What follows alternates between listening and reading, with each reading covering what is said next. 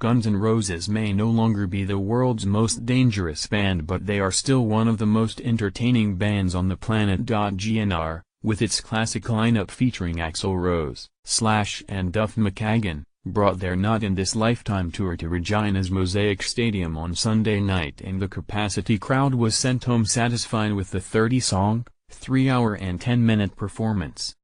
It was the first major concert event at the new facility. Back in its early heyday, GNR garnered the reputation as the world's most dangerous band as much for their offstage antics as their onstage performances.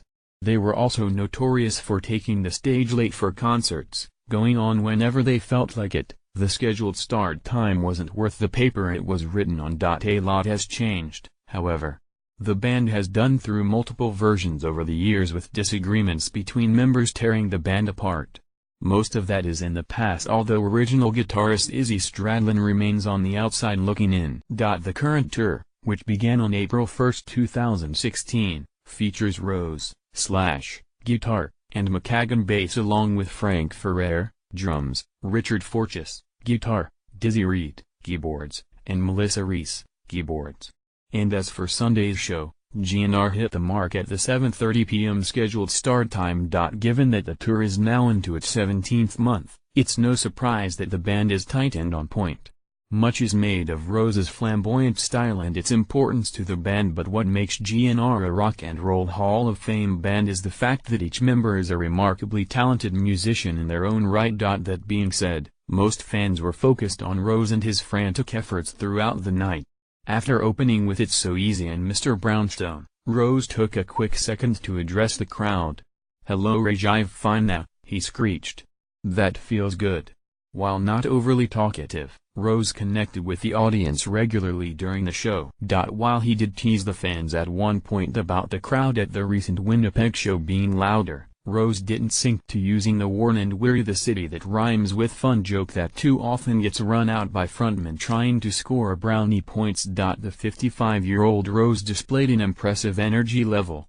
At times he paced back and forth in front of the drum kit while Slash or Forchess were doing their thing, anxious to get back to center stage and his responsibilities. Rose needed the energy, and not just for his performance. During the show he changed clothes a number of times. He started out in jeans, a t-shirt, flannel shirts tied around his waist and a black fedora. Before the night ended, he'd worked his way through 2 more fedoras, a ball cap, a cowboy hat, 5 leather jackets and a string of t-shirts. And did I mention he was wearing lots of jewelry?